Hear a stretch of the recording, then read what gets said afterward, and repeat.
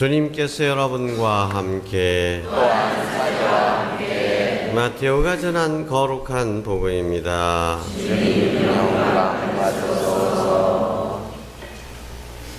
그때 11 제자는 갈릴리아로 떠나 예수님께서 분부하신 산으로 갔다.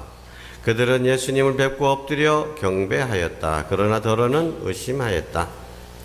예수님께서는 그들에게 다가가 이르셨다. 나는 하늘과 땅의 모든 권한을 받았다. 그러므로 너희는 가서 모든 민족들을 제자로 삼아 아버지와 아들과 성령의 이름으로 세례를 주고 내가 너희에게 명령한 모든 것을 가르쳐 지키게 하여라. 보라, 내가 세상 끝날까지 언제나 너희와 함께 있겠다. 주님의 말씀입니다. 그리스도님 참여합니다. 앉으십시오. 참 예수님, 오늘 교회에 받아들여 주시는 예비자 여러분들 진심으로 축하드립니다. 오늘 방금 들은 말씀처럼 주님께서는 이 세상에서 하느님께 올라가시면서 마지막으로 복음을 땅끝까지 전하라고 당부하셨습니다. 예수님의 이 마지막 당부라고 할 수 있습니다. 예수님의 가르침을 한마디로 요약하면 사랑입니다. 사랑하는 사람은 좋은 것을 나누어 주어야 합니다. 우리가 가진 것 중에서 가장 좋은 것이 무엇입니까? 생명의 말씀입니다. 영원한 생명입니다. 이것을 우리만 누리고 이웃과 함께 나누지 않는다면 그야말로 사랑이 없는 사람이라고 말할 수 있습니다. 그래서 선교라고 하는 것, 복음을 전한다고 하는 것은 우리 그리스도인들의 가장 큰 소명이 되는 것입니다. 저는 1954년생입니다. 54년이라 그러면 한국 전쟁이 끝날 때고 제주도에서는 4.3 사건 입산 금지령이 풀린 때입니다. 그러니까 얼마나 제주도가 핍박했을 때입니까? 한국 전체로 봐서도 그렇고 제주도는 특별히 더 먹고 사는 것 자체가 어려웠던 시절입니다. 그때 제가 태어났습니다. 근데 바로 그때 아일랜드에서 키 큰 미남, 이름은 맥클린치라고 하는 신부님이 한림으로 24살의 나이로 왔습니다. 복음을 전하기 위해서 왔습니다. 전쟁으로 피폐해진 땅. 근데 이 양반이 처음에 이 제주도에 왔을 때, 한림에 왔을 때, 한림에는 조그마한 초가집 하나 빌려가지고 그 성당이라고 그 공소예절을 하고 있었고, 거기 신자가 한 20명, 예비자가 한 7명쯤 있었다고 합니다. 근데 이 양반이 부산을 통해 가지고, 일본 부산 통해 가지고 목포에서 석 달 동안 한국말을 배웠습니다. 아무리 천재라고 하지만 석 달 동안 배워가지고 무슨 말을 할 수 있겠습니까? 그저 읽는 것 정도는 어떻게 배우고 왔겠죠. 그래서 그 당시에 그분뿐 아니라 모든 선교사들이 전교회장이라는 제도를 운영했습니다.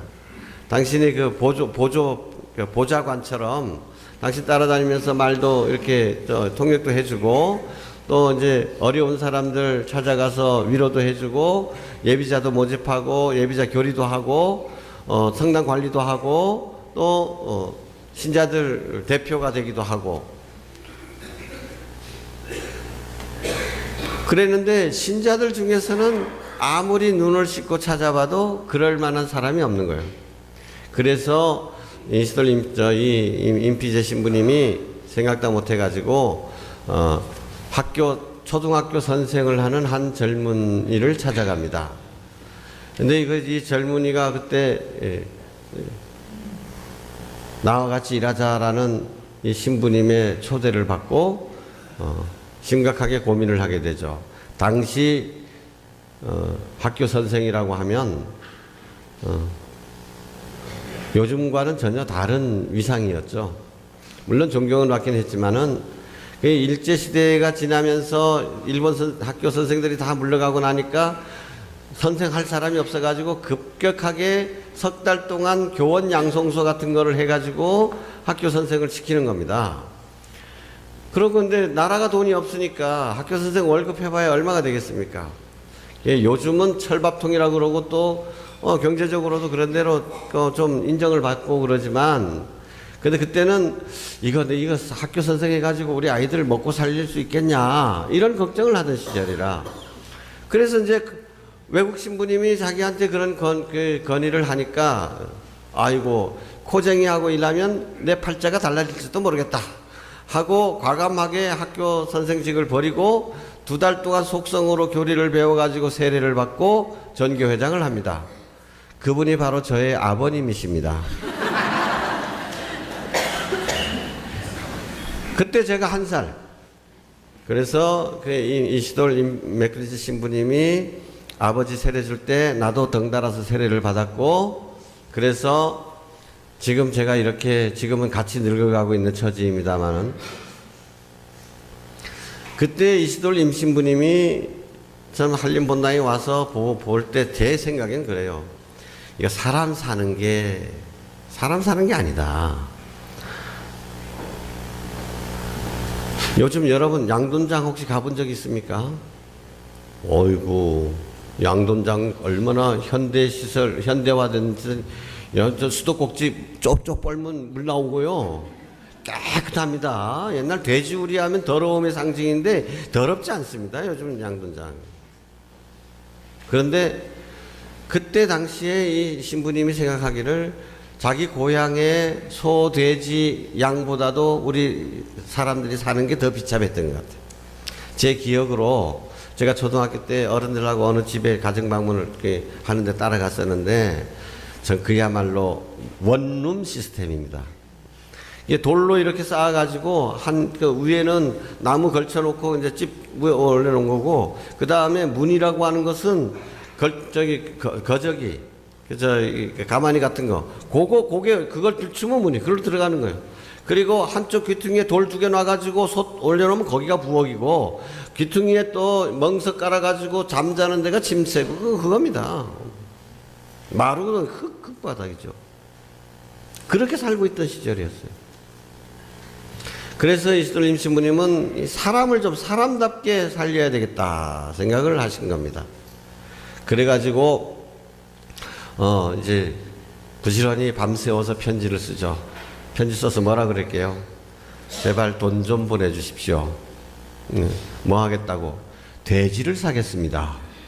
아니, 이거 뭐 전교하라고 보내놨더니 무슨 돼지를 사겠다고 하냐. 이게 고향 사람들이 놀라는 거죠. 근데 이 사람 그때 제주도 돼지, 요즘은 흑돼지로 유명을 합니다만은 그때 제주도 똥돼지 암만 먹여봐야 별로 크지를 않아. 이거 몇 달 동안 키워봐야. 그래도 그거 정성껏 키워가지고 아들 장계 보낼 때 하나 하고, 그 다음에 몇 달 키워가지고 또 시장에 나가서 그거 해가지고 또 그것이 유일하게 돈 될 수 있는 재산이었죠, 재산. 근데 이제 이시돌 임신부님이 보니까 저런 거 먹어도 저 크지도 않은 걸 왜 키우느냐 해가지고 바크샤, 요크샤 이런 이따위만한 것들을 수입을 해온 겁니다. 그 돈으로. 그래가지고 집집마다 나눠주면서 이거 키워라. 그래서 새끼 낳거든 가져와라. 이게 새끼 낳거든 가져와라. 그 새끼 나오면 또 다른 사람 다 분양해주고. 아이고, 집에 돼지 한 마리 큰 거 있으니까 걱정이 없는 거야. 든든한 거면 든든해. 새끼 어떤 폴코 해도 걱정 안 되고 저거 잡으면 되니까. 그런데 어느 날 웬 젊은이가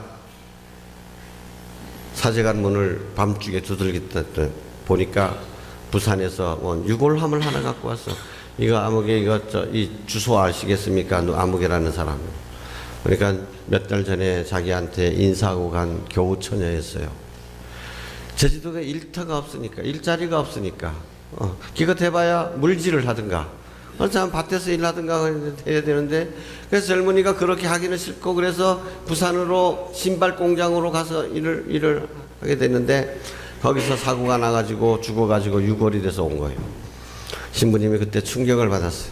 그래서 아, 여기도 일자리를 만들어줘야 되겠구나. 그래가지고 호주에서 양을 도입을 하고, 그래서 양털을 깎아가지고 그걸로 그 실을 만들어가지고 그걸로 세타 짜고 담요 짜고 그 뭐 장갑 짜고 해가지고 그걸 서울에서 팔고 뭐 이렇게 한 거예요.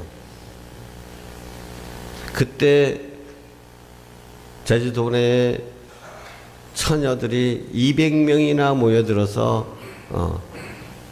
합니다. 제 아버지가 그 초대 공장장인 한림수식사.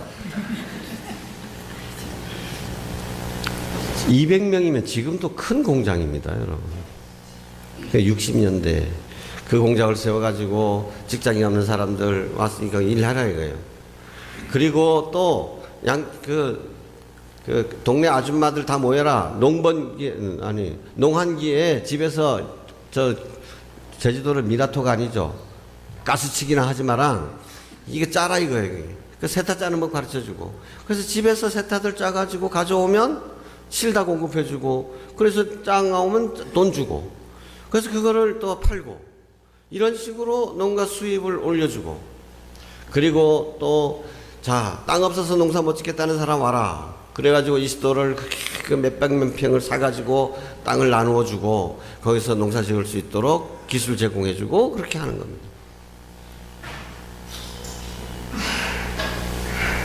그래서, 그러다 보니까 제주도는 이재순환으로 인해 가지고 이 천주 학쟁이들, 나쁜 놈들 해서 제주도민들에게 그렇게 미움을 받았었는데, 이시돌 임신부님이 하는 걸 보니까 진짜 이 사람들이 우리를 위하는 사람들이로구나. 천주교에 대한 인식을 확 바꿔놓은 거예요. 여러분 지금도 보면 동쪽에는 옛날에 이재순환 때 동쪽에 그때 우도회까지도 천주교 신자들이 많았습니다. 그런데 지금 동쪽에는 신자들 프로테지가 3%밖에 안 됩니다. 그런데 서쪽은 20%까지 넘어. 한림, 신창, 고산 여기는 뭐 천주교 촌이라고 할 정도로 아주 그냥 천주교가 지배적입니다. 왜 그렇게 됐을까요? 이시돌 임신부님의 목이 업적인 거죠. 선교는 이렇게 하는 거다. 그 사람들 그렇게 하면서 천주교 다니라는 말 한마디도 안 했습니다. 하는 거 보고, 아, 정말 이거 그렇구나. 저분이 뭔데 저 젊은 나이에 장가도 안 가고 우리나라 와가지고 우리를 이렇게 해주느냐, 이거. 뭐, 왜 저럴까? 질문을 하게 만드는 겁니다. 저 사람 뭐 때문에 저러지? 아, 우리를 위해서 저렇게 사는 거로지. 아, 뭔가 있구나. 저 사람이 믿는 걸 나도 믿고 싶다. 다시 저한테로 돌아오면 제가 제주도에서는 아마 가장 어린 나이에 양복을 입은 사람일 거고, 가장 어린 나이에 구두를 신은 어린아이일 겁니다. 초등학교 5학년 때 양복 입었으니까 그 양복 누가 보내준 거? 미국에서 구호물자 온 거. 그래도 아버지 생각해가지고 또 나 그때 신부된다고 하니까 아이고 수녀님들이 예쁘게 봐가지고 그 중에서 나 좀 맞음직한 거 놔뒀다가 너 일로 와봐 해가지고 한번 입어봐라. 너 이거 한번 신어봐라 했어. 구두를 신으니까요. 그때 우린 운동화도 없었을 때입니다. 그거 다 고무신. 검은 고무신보다도 흰 고무신이 고급일 때. 그 흰 고무신 같은 거 고무신 신고 다니면은 돌 밟으면 그대로 그 돌의 그 날카로움이 그대로 발에 꽂히잖아요. 근데 구두 신으니까 막 아무 데나 밟아도 되는 거야. 요 제일 신나는 거는 길 가를 때요. 길에 있는 돌을 팍팍 찰 수 있는 거라, 이거 구두 신으니까. 고무신 신었을 때 그 돌 차면 어떡합니까? 자기 발만 아프지. 아, 이렇게 다녔고, 그런데 그때는 또 이제 먹을 것이 없던 시절인데 교회에서 그렇게 구호물자를 많이 나눠줬습니다. 그래서 집에는 구호물자 중에서 기억나는 게 분유. 그 분유 꽝꽝하게 그거를 밥할 때 그 밥 위에다가 딱 그거 뿌려놓으면요 나중에 딱딱해지고 그 아주 그 귀한 과자가 됩니다. 그 어머님 밭에 가불고 아버지 또 일하러 가시고 학교 갔다 왕 보면 집에는 아무도 없고 밥은 먹어야 되겠고 그러면 부엌에 강 보면 밥에 보리밥이 이렇게 다 해져 있어요. 그러면 중국집에서 이렇게 저 배 깊숙이 들어간 거 있죠. 그 후라이팬 같은 게 그거를 딱 올려놓고 뭘로 뗐을까요? 그때 연탄도 없었습니다. 보리랑 깨기 불 육지 서온 사람들 옆에서 좀 통역 좀 해주십시오. 보리랑 깨기 불 섭는 거야. 연기 팡팡 나는 거예요. 그래서 불을 떼고 그 다음에 찬장을 뒤져가지고 바다통에서 2숟가락만 딱 바다를 딱 떠가지고 딱 떠놓으면 지글지글 익기 시작해요. 거기다가 이제 또 그거 저기 익는 동안에 김장도에 가가지고 위에 거는 막 그 좀 모양도 그렇고 속에 거 끄집어내가지고 싹싹싹 썰어가지고 다 그 바다에다가 딱 볶아가지고 그 위에 보리밥을 착 얹고 비비면 간장만 있으면 최고의 볶음밥이 되는 겁니다. 그렇게 먹은 덕분에 제가 지금 이렇게 우량아가 되어 있습니다. 자, 근데 제가 신부돼서 10년밖에 안 됐을 때인데, 이시돌 임신부님이 이제 본당은 그만두고 이시돌만 이렇게 하시는데, 본국에 다녀오고 난 다음에 저한테 하시는 말씀이, 이제는 고향 아일랜드보다 대한민국이 더 잘 삽니다. 옛날에 당신이 처음에 50년대 왔을 때 그때 그 제주도하고 지금 제주도가 완전히 달라진 거잖아요. 자기 고향보다 더 잘 산다는 거예요. 자, 그러면 더 잘 살게 된 우리가 그동안 어렸을 때 도움을 받았잖아요. 그럼 이제는 어떻게 해야 되겠습니까? 당연히 이제는 우리보다 더 어려운 교회를 위해서, 박해받는 교회를 위해서, 아직도 복음의 씨가 뿌려지지 않은 곳을 위해서 우리가 이제는 베풀어줘야 될 때가 아니냐. 근데 우리는 너무도 자기 안에 갇혀 있어가지고 뭐 그런 얘기를 해도 아직 우리 옆에도 못 사는 사람 많은데 무슨 외국까지 도와줍니까? 이런, 그게 창피한 줄도 모르고 그런 소리를 해. 그때 자기네들 나라에는 뭐 어려운 사람이 없어서 우리나라 도와줬습니까? 이제 다른 나라보다도 훨씬, 이제 세계에서 10위권에 드는 경제 대국 아닙니까, 우리가? 먹고 사는 거는 이제 걱정 없지 않습니까? 아무리 가난한 사람, 어려운 사람이라도 동사무소에서 쌀은 다 줍니다. 그거 걱정은 안 합니다. 근데 정말 어려운데 이제는 우리가 받은 그만큼 이제 돌려줘야 될 때다. 근데 제가 신부된 다음에 한 10년 후부터는 이제 우리도 외국에 받는 교회에서 주는 교회로 가자 하고 이제 바뀌기 시작했어요. 그래서 지금 30년이 지난 후에는 이제 많은 신부님들, 수녀님들, 평신도들이 제가 이름도 모르는 파푸아 뉴기니아부터 시작해가지고 필리핀, 베트남, 라오스, 캄보디아, 아프리카의 이태석 신부님, 수단, 거기 톤즈, 지금 거기도 우리 수원교구에서 몇 명의 신부님들이 그 이후로 가서 지금 그 일을 하고 있죠. 그렇지만은 아직도 우리 신자들의 의식 속에서는 해외 선교다 이런 데 대해서는 그거 뭐 누가 특정한 사람이 하는 일이지 나하고 무슨 상관이 있느냐, 이런 수준에 머물러 있는 안타까운 현실이라는 겁니다. 선교는 특별한 사람 몇몇 사람만이 가서 하는 일이 아니고 그와 함께 협력해서 우리 모두가 해야 될 일입니다. 특별히 우리 화북성당은 5년 전부터 몽골 센폴 초등학교와 자매 결연을 맺고 그리고 계속해서 후원을 해왔습니다. 처음에 몽골에 갔을 때 친구 수녀님이 교장 수녀님 하다가 이제 명퇴를 하고 발령을 받아서 몽골로 간다는 거예요. 그래서 나보고 도와달라 그러는데 뭐 어떻게 도와야 될지 몽골 교회가 어떤 모양인지도 전혀 몰랐고 그래 근데 그러면 친구가 가 있는데 나도 한번 가봐야 되겠다. 그래가지고 우리 회장님이랑 몇몇 분들을 해가지고 몽골교회 한번 가봅시다. 그래서 갔어요. 가보니까 학교는 학교인데 페인트도 엉망이지, 장판도 이거 엉망이지. 도대체 이거 어떻게 이런 데서 뭘 하겠다는 거냐. 정말 갑갑했죠. 신자들이 입에서 먼저 이거 우리 어떻게 내년에 와서 도와줍시다 라는 얘기가 저절로 나오는 거예요. 그 얘기 들어보니까 거기 아이들은, 거기는 의무교육이라고 하는데, 초등학교 교육이 의무교육이라고 하지만 말이 의무교육이지 학교 못 다니는 아이들이 많다는 겁니다. 왜?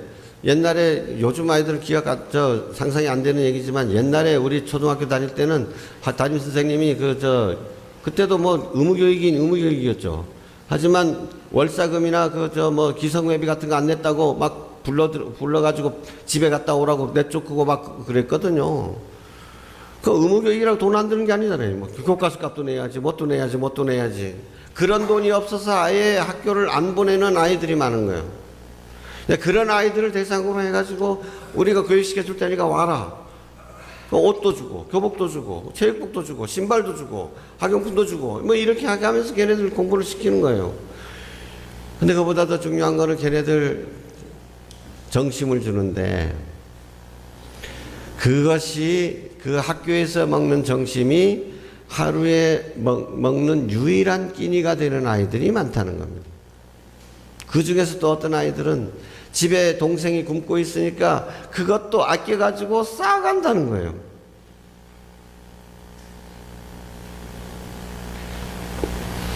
여러분들이 지금까지 우리 본당에서 한 60여 분이 꾸준히 지속적으로 지로로 해가지고, 지로가 아니라 이제 자동이체 해가지고 우리 회비들을 내주고 계시는데, 이제 그런 것들을 모아가지고 학생들한테 정말 그렇게 식사도 참 해주고 학교 시설도 확충을 하고 이러고 있습니다. 그런데 지난번 몽골 갔을 때 그 몽골 사람들이 사는 천막 있잖아요. 그 게르라고 하는데, 게르에서 잠을 자는데 8월 달이었거든요. 근데 갑자기 나는 뭐 그냥 그 팬티만 입고 잠자는데 몽골 예쁜 처자가 둘이 다 딱 들어왔어, 새벽에 내 침실에.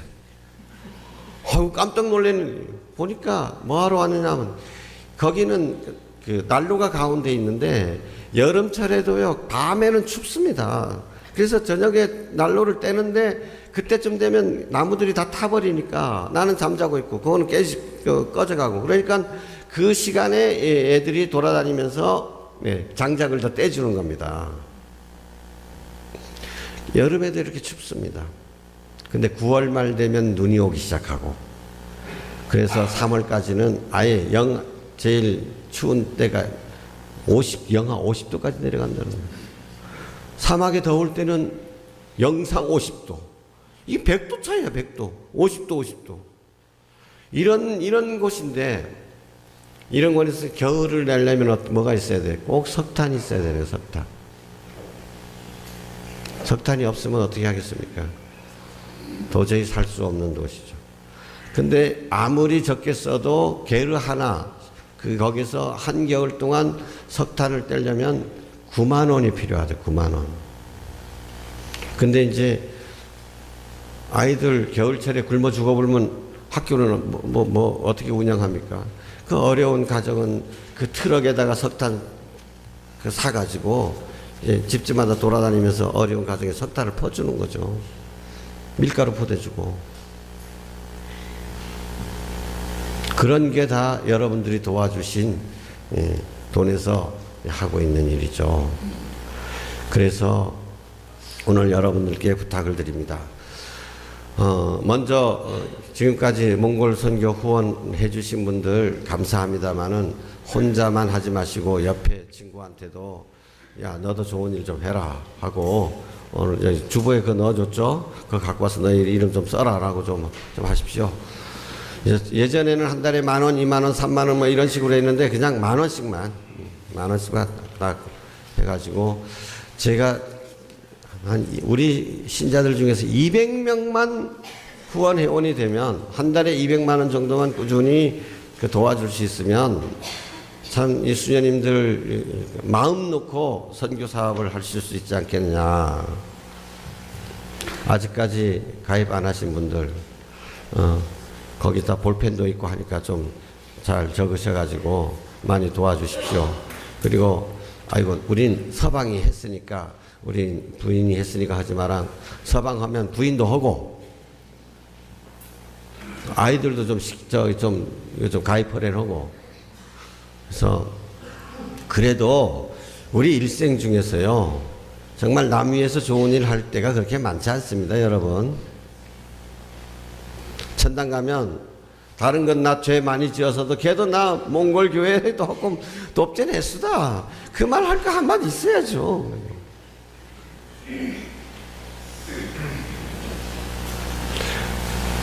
그래서 오늘 주보에도 우리 회장님이 썼습니다마는 참 우리 제주도에 왔다 갔던 아이들, 남자 아이들은 나 신부 되겠다. 지네들이 눈으로 뭘 봤는지 모르지만 지도 신부된대. 성당이 뭔지도 전혀 모르는 이런 아이들이 그래도 그 중에 여자아이들 둘은 세례도 받기 전에 그 세례 아무나 받습니까? 엄마 아빠들도 안 다니는데 그냥 맨날 성당에 간 거야. 그러니까 복사 연습 시켜가지고 세례 안 받은 아이들이 복사했어. 그래서 열심히 나오니까 본당 신부가 너네들은 세례 줘도 되겠다 해가지고 2명이 이번에 세례 받았다는 거 아닙니까? 이런 게 우리가 뿌린 미랄이 썩어서 열매를 거두게 되는 거죠. 자, 여러분 도와주실 거죠? 에이, 대답이 왜 그래요? 여러분 다 선교 회원 하실 거죠? 예, 고맙습니다. 자, 그러면 특별히 오늘 받아들여지는 예비자들 열심히 잘 쓰십시오, 그거. 자, 입교자들 일어나십시오.